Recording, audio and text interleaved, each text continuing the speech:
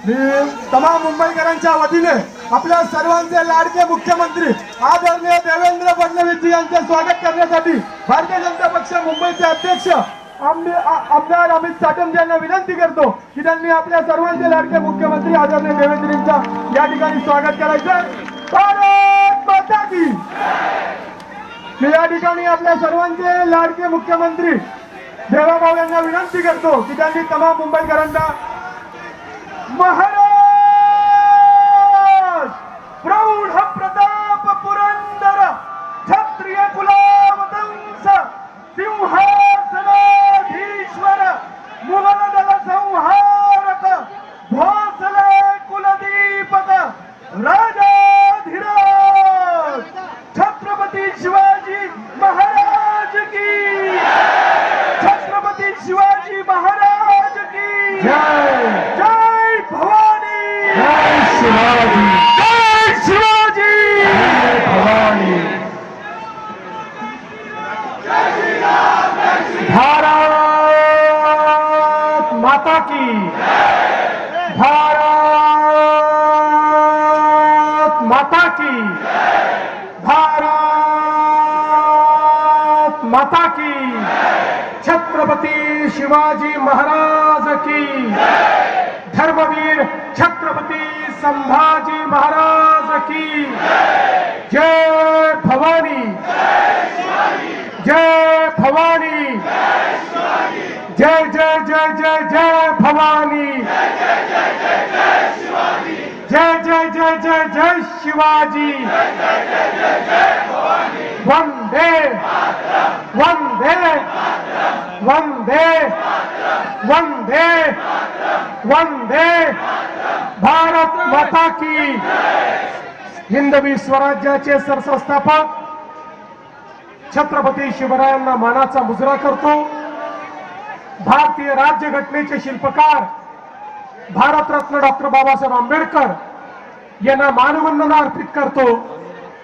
आज या ठिकाणी उपस्थित आपले महाराष्ट्राचे अध्यक्ष रवींद्र चव्हाणजी, मुंबईचे आपले अध्यक्ष अमित साटमजी, सन्माननीय मंत्री मंगलप्रभात लोढाजी, मुंबईच्या सन्माननीय महापौर रितू तावडे, या ठिकाणी उपस्थित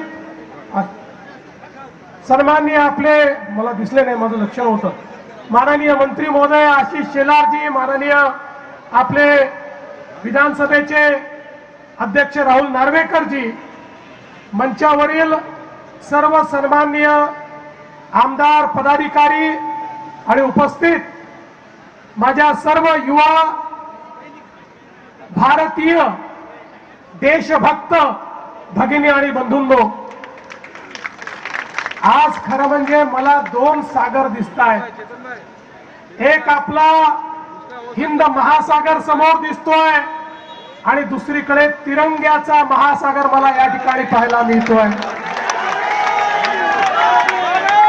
ज्या तिरंग्याकरता आमच्या क्रांतिकारकांनी फाशीच्या ठिकाणी झेलली, ज्या तिरंग्याकरता आमच्या सैनिकांनी सीमेवर मरण पत्करलं, ज्या तिरंग्याकरता आमच्या तमाम भारतवासियांनी एक संघर्ष केला आणि 15 ऑगस्ट 1947 ला मध्यरात्री जो तिरंगा वर गेला, आता जोपर्यंत चंद्र आणि सूर्य आहे तोपर्यंत हा तिरंगा खाली येणार नाही।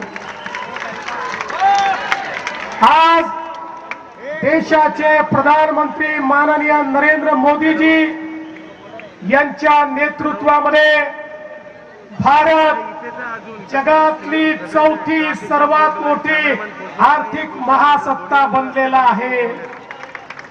सातत्याने भारत प्रगती करतोय। आज वेगवेगळ्या क्षेत्रात जे कोणाला जमलं नाही ते भारताने करून दाखवलं। चंद्राच्या दक्षिण ध्रुवावर जगातला कुठलाच देश आपलं अंतरिक्ष यान उतरवू शकला नाही, ते उतरवण्याचं काम या भारताच्या वैज्ञानिकांनी करून दाखवलं। अमेरिकेनंतर अंतराळामध्ये पहिल्यांदा प्रायव्हेट कंपनीच्या माध्यमातून अंतराळयान सोडणारा देश आपला भारत देश झाला। आज या ठिकाणी IT असो, AI असो, डीप टेक असो, सर्व इमर्जिंग टेक्नॉलॉजीज मध्ये जगाशी मुकाबला करणारा आमचा भारत आपल्याला पाहायला मिळतोय।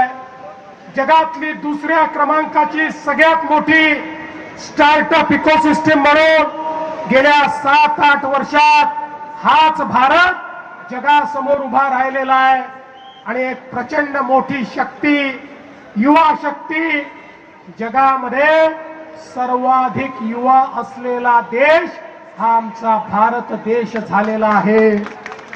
आणि म्हणून बंधू भगिनींनो, आता या भारताला कोणी थांबवू शकत नाही।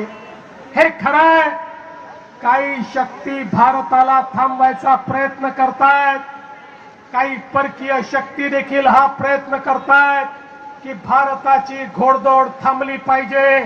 त्यांना भीती वाटते भारत असाच पुढे जात राहिला तर एक दिवस जगातली सर्वात मोठी महासत्ता आपला भारत देश होईल। आणि म्हणून सातत्याने या भारताच्या अंतर्गत मामल्यांमध्ये त्या ठिकाणी काही ना काही लुडबुड करण्याचा प्रयत्न करतात, पण त्यांनाही मी सांगू इच्छितो, ही तिरंगा घेऊन या ठिकाणी बाहेर पडलेली तरुणाई आहे, यांना थांबवण्याची ताकद तुमच्यामध्ये नाही, या भारताला थांबवण्याची ताकद तुमच्यामध्ये नाही।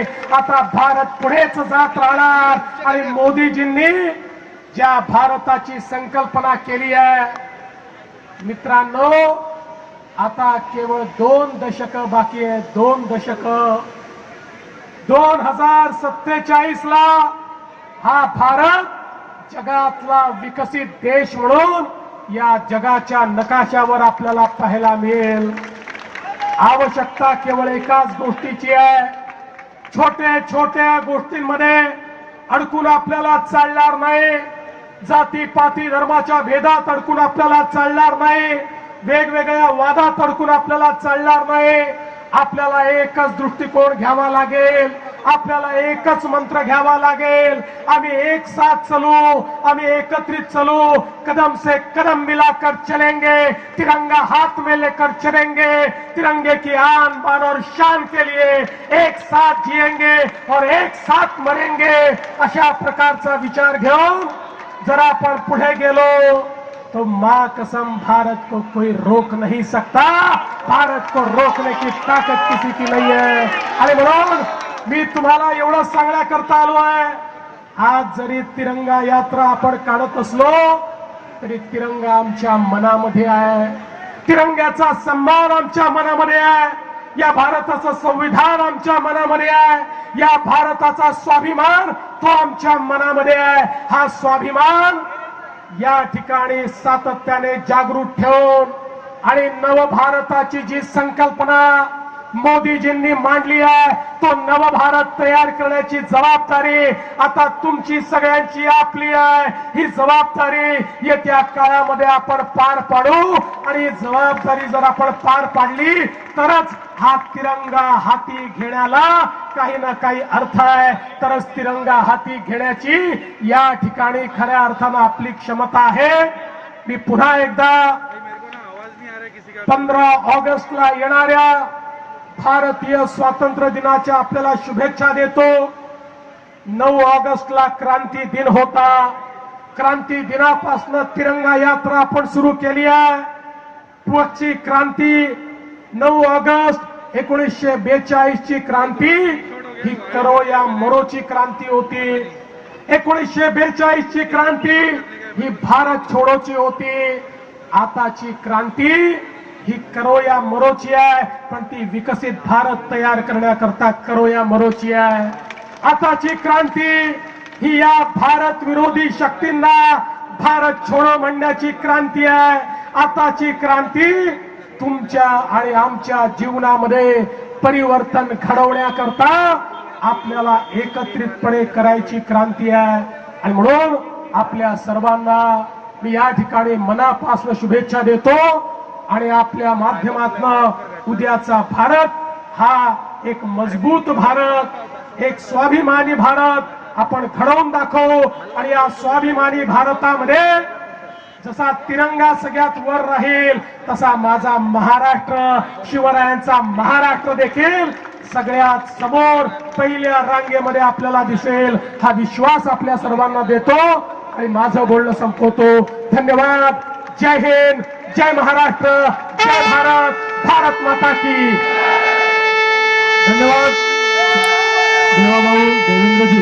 आता यानंतर तिरंगा यात्रेची सुरुवात सन्माननीय मुख्यमंत्री आदरणीय देवेंद्रजी करतील. कृपया सर्वांना विनंती आहे की कोणी धावपळ करायची नाहीये, स्लोली आपल्याला चालायचे, साहेबांबरोबर चालायचे, शिस्तबद्धतेने चालायचं आहे.